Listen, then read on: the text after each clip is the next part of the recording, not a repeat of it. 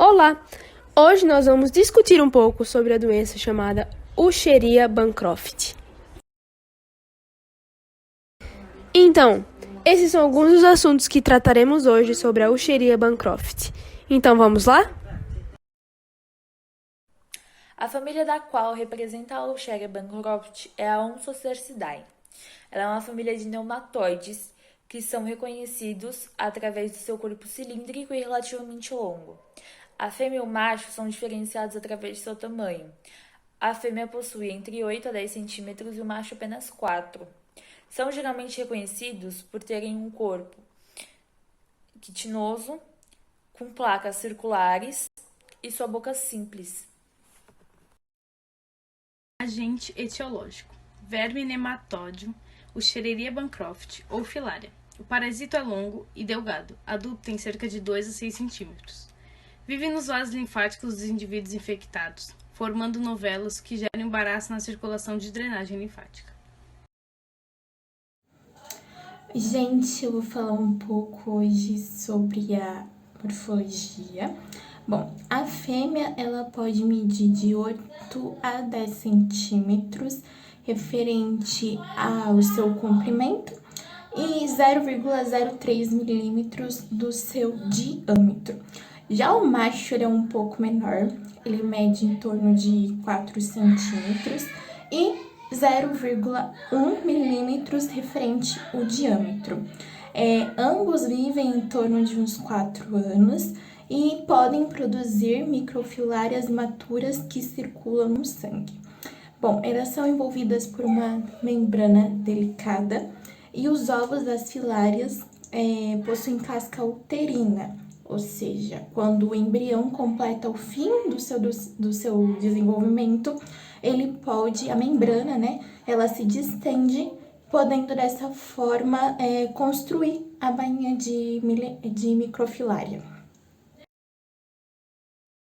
Bom, vamos lá. Eu sou Tamires Vieira e eu vou explicar sobre os hospedeiros intermediários e definitivos da filariose ou elefantíase brasileira.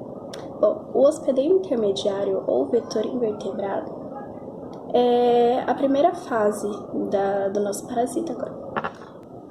Ele vai ser principalmente o mosquito Culex quinquefasciatus, e o ciclo nesse hospedeiro intermediário vai durar cerca de 20 dias. Lembrando também que esse vetor intermediário, ele é conhecido por gostar de um clima mais úmido e quente. Já o hospedeiro definitivo vai ser o ser humano. Na primeira fase do hospedeiro intermediário, o ciclo vai durar cerca de 20 dias para que ocorra o desenvolvimento larval e assim possa ocorrer a infecção no hospedeiro definitivo. Então vamos lá com o ciclo biológico. O ciclo biológico no mosquito vai durar cerca de 20 dias, como eu disse anteriormente, que vai ser para o desenvolvimento larval e a forma infectante para o hospedeiro definitivo. E como vai começar? Com o mosquito sugando o sangue de uma pessoa infectada pela filariose. E nesse momento que ele for picar uma pessoa infectada pela filariose, ele vai acabar ingerindo as microfilárias, que são nada menos do que as larvas de forma circulante no sangue. Então, as microfilárias vão se transformar, perder suas bainhas, vão migrar para o sistema digestório do mosquito. Dentro, elas vão continuar se locomovendo até o estágio 3. Mas começando no estágio 1, ela vai furar o tórax do mosquito, né, indo a parede do estômago do mosquito, indo para o tórax. No tórax, ela vai começar para o estágio nível 2 do mosquito. No estágio nível 2, ela vai para o estágio nível 3, mas no estágio nível 2, ela vai começar a crescer rapidamente, vai ir para hemolinfa. No estágio 3, ela vai se formar finalmente um hospedeiro, né, um vetor infectante para o hospedeiro definitivo ser humano. No estágio nível 3, a larva vai continuar se movendo no interior, como eu disse.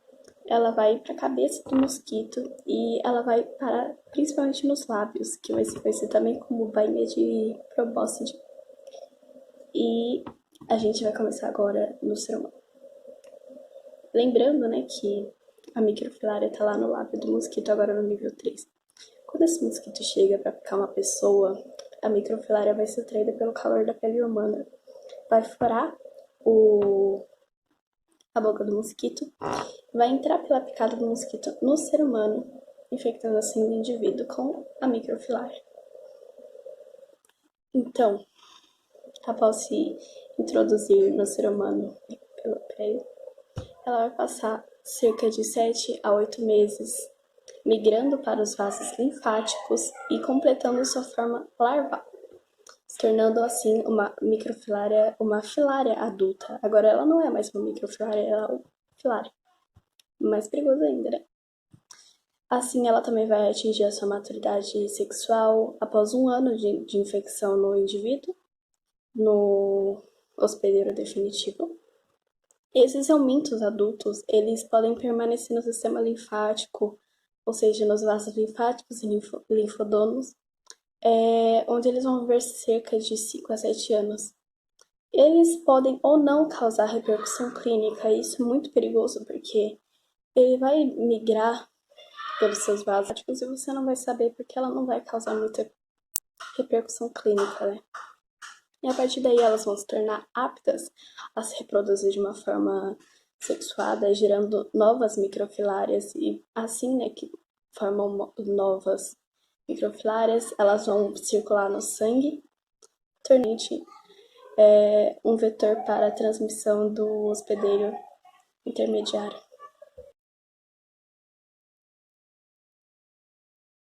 Manifestações clínicas. Os indivíduos infectados pela Wuchereria bancroft podem ser tanto sintomáticos quanto assintomáticos, visto que em alguns casos o verme adulto pode morrer e ser eliminado pelo organismo sem que haja desenvolvimento dos sintomas. Entre os indivíduos sintomáticos, é muito comum que apresentem a filariose linfática, ou elefantíase, uma doença que causa inchaço nas extremidades do corpo, como pernas, seios e testículos. Vale ressaltar que essa manifestação é característica da infecção crônica pelo verme. Outros sintomas característicos da fase aguda da infecção são febre, calafrios, aumento da inflamação dos gânglios linfáticos e aumento da quantidade de eosinófilos no sangue como consequência da presença do parasita no organismo. A infecção pela Wuchereria bancroft deixa o sistema imunológico comprometido, o que favorece infecções secundárias, como as infecções pelas bactérias do gênero Streptococcus. Essas infecções podem agravar o quadro de filariose linfática do indivíduo. A gravidade das lesões aumenta de acordo com a idade, e as lesões da forma crônica da doença podem se tornar irreversíveis, provocando incapacidade e expondo o indivíduo ao preconceito social. Diagnósticos. Diagnóstico parasitológico. 1. Técnica de exame a fresco, que equivale à observação direta das microfilárias vivas entre a lâmina e a lâminula, que se dá pela rápida movimentação das microfilárias entre as hemácias. 2. Técnica de gota espessa, e a gota de sangue analisada pode ser mensurada para a quantificação das microfilárias presentes. 3. Técnica de concentração de quinótico. Permite ainda a quantificação de microfilárias pré- e pós-tratamento. Na realização do exame, utiliza-se no mínimo 1 ml de sangue venoso diluído em 9 ml de uma solução de formalina a 2%. 4. Técnica de filtração em membranas de policarbonato. Investiga e quantifica a microfilariemia antes e durante ou após o tratamento. O sangue coletado com anticoagulante facilita a conservação das microfilarias. O material retido na membrana é fixado, corado e observado no microscópio. Diagnóstico sorológico. 1. Pesquisa de anticorpo, técnica com baixa especificidade devido ao uso de extratos brutos de microfilárias. 2. Pesquisa de antígeno circulante filarial. Por meio desse teste, identifica-se aproximadamente 70% dos indivíduos amicrofilarêmicos, porém não identifica portadores de vermes adultos vivos. Diagnóstico de imagem. 1. Visualiza-se os movimentos de vermes adultos vivos em vaso linfático, principalmente em vasos intraescrotais do cordão espermático, através da ultrassonografia. Esse teste detecta indivíduos infectados com as formas adultas do parasito. Diagnóstico de imunofluorescência indireta. 1. Antígenos expressos em células ou tecidos são fixados em uma lâmina. É adicionado o soro do paciente para que anticorpos contra o antígeno pesquisado se liguem. Em seguida, anticorpos marcados com fluoresceína e direcionados contra os anticorpos do paciente são adicionados à lâmina. A fluoresceína produz uma marcação visível à quantidade de anticorpos presentes na amostra de um paciente, logo revela se ela é positiva. A profilaxia e controle ela é dividida em 3 partes: na redução da população do vetor, no tratamento em massa da população e na educação dessa população. A redução da população do vetor ela consiste na melhoria do saneamento básico, usando também biocidas em regiões urbanas, em fossas, esgotos, valas. No uso domiciliar, é aconselhado o inseticida, o domiciliar, o comum, que todos usamos, e o mosquiteiro, que é uma espécie de véu que é colocado sobre a cama para que a pessoa não seja mordida por mosquitos durante a noite. O tratamento em massa dessa população é o aconselhamento do uso de ivermectina e de etilgarbamazina a cada 6 meses, para que não haja uma contaminação de parasitas no indivíduo. E a educação ela consiste na conscientização da população por parte de órgãos governamentais, de diminuição de criadores de uma região, como é feito com a dengue. Ou seja, a prevenção de não deixar água parada, de não deixar pneus largados em todos os lugares com água acumulando ali, para que não haja uma reprodução do vetor e possivelmente a contaminação de indivíduos da população. Como caso clínico, nós temos o caso de uma paciente de 44 anos, do sexo feminino, apresentando manifestações clínicas como dor e inchaço do seu membro inferior direito, ou seja, da sua perna, com diagnóstico primário realizado pela equipe médica de trombose, vasculite ou varizes, diagnóstico este realizado sem exames, valendo ressaltar que durante a anamnese a paciente relatou que ia constantemente ao Pernambuco fazer visitas aos seus familiares. Após 30 dias houve o retorno dessa paciente, se queixando de um aumento da dor, um aumento da sua região inferior direita, com dificuldade de locomoção.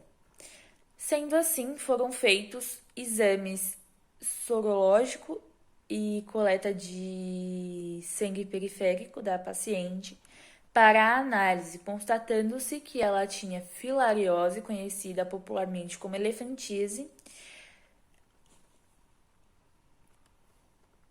assim obtendo um tratamento com dietilcarbamazina e corticoides para a diminuição do tamanho de sua perna.